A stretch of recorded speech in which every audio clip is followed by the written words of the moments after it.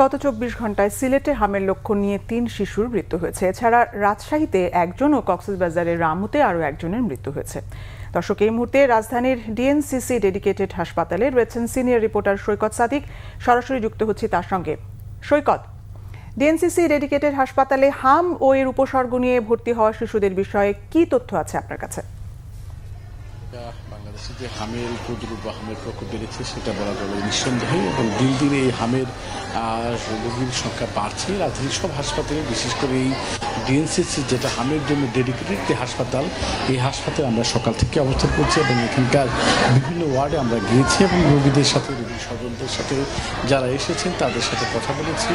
এবং যেহেতু এটা রাজধানীর একটা বড় হাসপাতাল হিসেবে নির্ধারিত আছে হাম রোগীদের জন্য, কিছুক্ষণ আগে আমরা পরিচালকের সাথেও কথা বলেছি। তিনি বলেছেন গত 15 মার্চের পর থেকে যখন এটাকে হামের জন্য নির্ধারণ করা হলো তখন থেকেই রোগী আসা শুরু হয়েছে এবং গত 1 মাস 10 দিনের বেশি সময় 2,500-এর বেশি সংখ্যক রোগী তারা চিকিৎসা দিয়েছেন এবং এখানে 13 জনের মৃত্যু হয়েছে। এবং আজকে এই মুহূর্তে এখানে যে কয়েকটা ওয়ার্ড আছে সেখানে প্রায় 450-এরও বেশি রোগী ভর্তি আছে এই মুহূর্তে, এবং যাদের বয়স বলা চলে যে 6 বা 9 মাস থেকে শুরু করে 5 বছর পর্যন্ত আছে।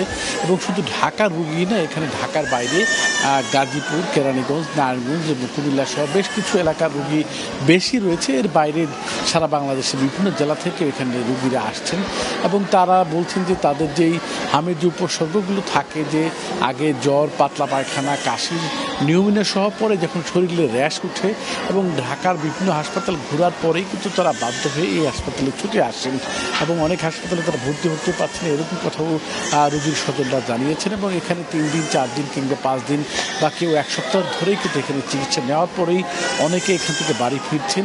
এবং অনেকে যেটা বলছেন যে যেহেতু বাচ্চাদের টিকার ব্যাপারটা বলছেন, টিকা দেওয়ার বা টিকা দীর্ঘদিন ছিল না, এখন টিকা দেওয়া হচ্ছে, কিন্তু তারা যেহেতু নতুনভাবে এখন কিন্তু টিকা দেননি এবং টিকার অভাবেই যে বা পুষ্টিহীনতার কারণেই যে হামের রোগ বেশি বাড়ছে সেটা চিকিৎসকরা জানছেন।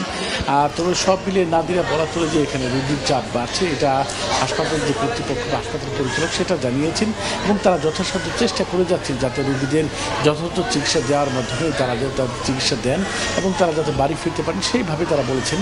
এই হচ্ছে এখন পর্যন্ত এই ঢাকার যে মহাখালীর যে এই ডিএনসিসি হাসপাতালে সেখানে হামের সর্বশেষ অবস্থা।